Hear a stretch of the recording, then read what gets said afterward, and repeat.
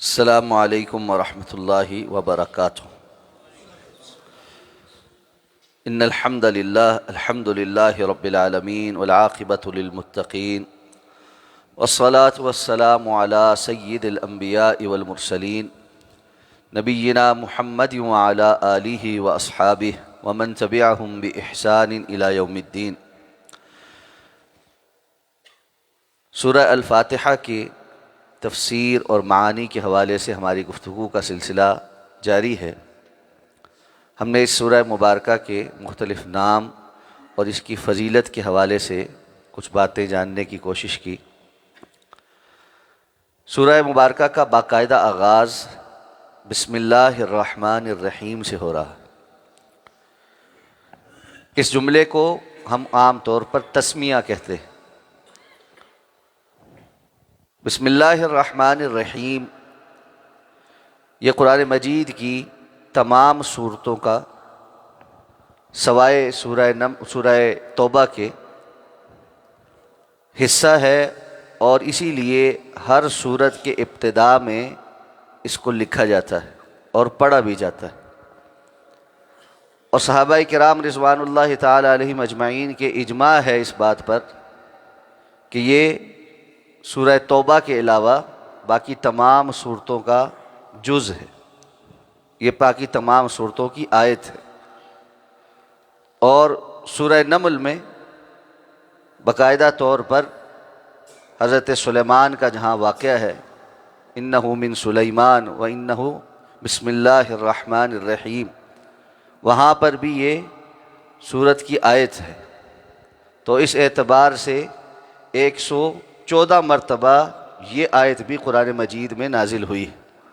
اور حضرت عبداللہ ابن عباس رضی اللہ عنہما فرماتے ہیں کہ رسول اللہ صلی اللہ علیہ وسلم پر جب جبریل امین وحی لے کر آتے تھے تو آپ صلی اللہ علیہ وسلم ایک سورت کے ختم ہونے اور دوسرے سورت کا آغاز اس کا آپ کو اس تسمیہ کے ذریعے ہی پتہ چلتا تھا کہ جب بسم اللہ الرحمن الرحیم جبریل پڑھتے تو آپ کو پتہ چل جاتا کہ نئی سورت اس کا آغاز ہو گیا۔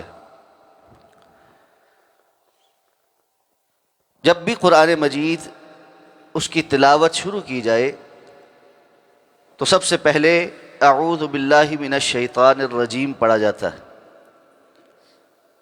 اور یہ اللہ رب العزت کا حکم ہے کہ جب آپ قرآن کی تلاوت کرنے لگیں فاستعذ باللہ من الشیطان الرجیم، کہ آپ شیطان مردود سے، اس کی شر سے اللہ کی پناہ میں آ جائیں، اور پھر بسم اللہ الرحمن الرحیم کی تلاوت کی جاتی۔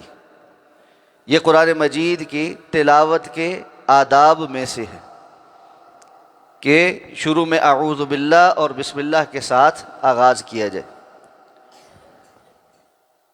ایک مرتبہ جب انسان تلاوت شروع کر دے اور بیچ میں کسی وجہ سے رکنا پڑ جائے، جیسے آپس میں کوئی بات کرنی ہے، تو پھر واپس تلاوت شروع کرتے ہوئے دوبارہ اعوذ باللہ من الشیطان الرجیم پڑھنا چاہیے، لیکن بسم اللہ الرحمن الرحیم نہیں پڑھنا چاہیے، الا یہ کہ سورت کا خاتمہ ہو اور نئی سورت کا آغاز ہو رہا ہو۔ بسم اللہ، اللہ کے نام کے ساتھ، الرحمن الرحیم جو بڑا مہربان بار بار رحم کرنے والا ہے۔ بسم اللہ، اللہ کے نام کے ساتھ، بھی ساتھ، اسم نام اللہ، اللہ کے یعنی اللہ کے نام کے ساتھ۔ اب یہ ہم عام طور پر اردو میں جب ترجمہ کرتے ہیں تو اس میں لکھا ہوتا ہے شروع کرتا ہوں اللہ کے نام کے ساتھ۔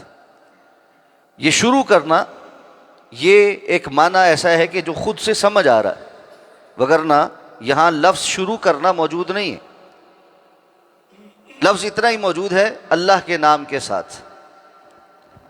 تو اللہ رب العزت نے رسول اللہ صلی اللہ علیہ وسلم کو یہ ادب سکھلایا، اور رسول اللہ صلی اللہ علیہ وسلم نے صحابہ کو اور امت کو یہ طریقہ سکھلایا ہے کہ ہر خیر کا کام اس کا آغاز اللہ کے نام کے ساتھ کیا جائے۔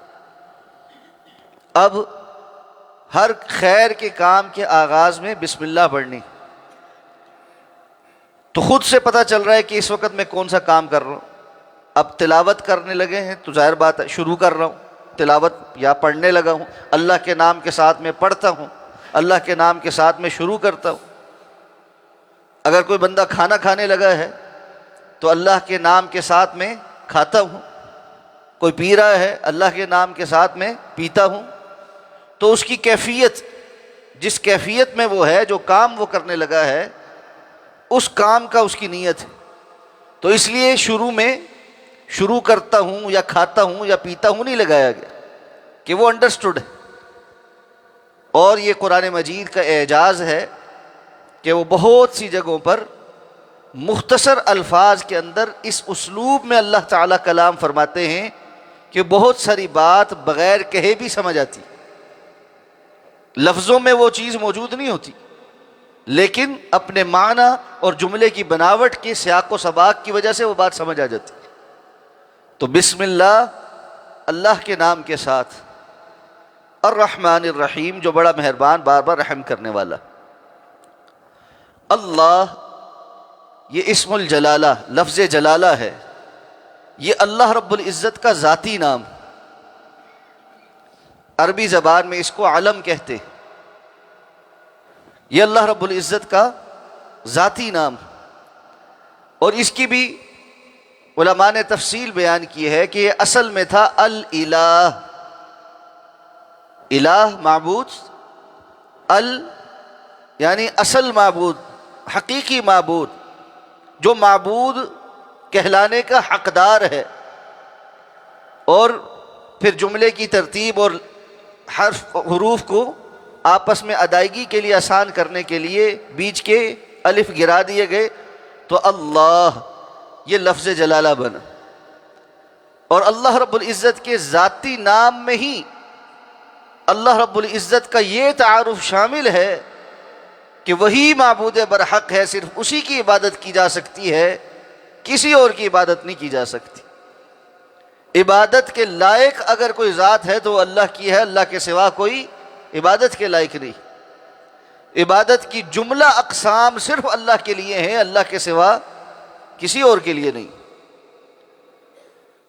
تو بسم اللہ, اللہ کے نام کے ساتھ جو بڑا ہی مہربان بار بار رحم فرمانے والا ہے. الرحمن الرحیم کی تفصیل آگے دوسری آیت میں, چونکہ الحمدللہ رب العالمین الرحمن الرحیم, وہاں پر انہی دو صفات کا تذکرہ ہے, تو وہاں تفصیل سے انشاءاللہ اس پر بات کریں گے کہ اللہ رب العزت کے جو دو صفاتی نام ہیں ان کے کیا معانی ہیں اور ان دونوں کے درمیان کیا فرق ہے. اسی طرح علماء نے یہ بات بھی بیان کی ہے کہ اللہ رب العزت کا جو ذاتی نام ہے وہ اللہ تعالیٰ کے تمام صفاتی ناموں کو بھی اپنے اندر شامل کر لیتا. جیسے رسول اللہ صلی اللہ علیہ وسلم کا ذاتی نام ہے محمد صلی اللہ علیہ وسلم. آپ کے جو باقی نام ہیں, جب آپ کا یہ نام لیا جاتا ہے تو وہ باقی سارے ناموں کو شامل کر لیتا ہے. آپ بشیر بھی ہیں, نذیر بھی ہیں, خاتم النبیین بھی ہیں, حاشر بھی ہیں.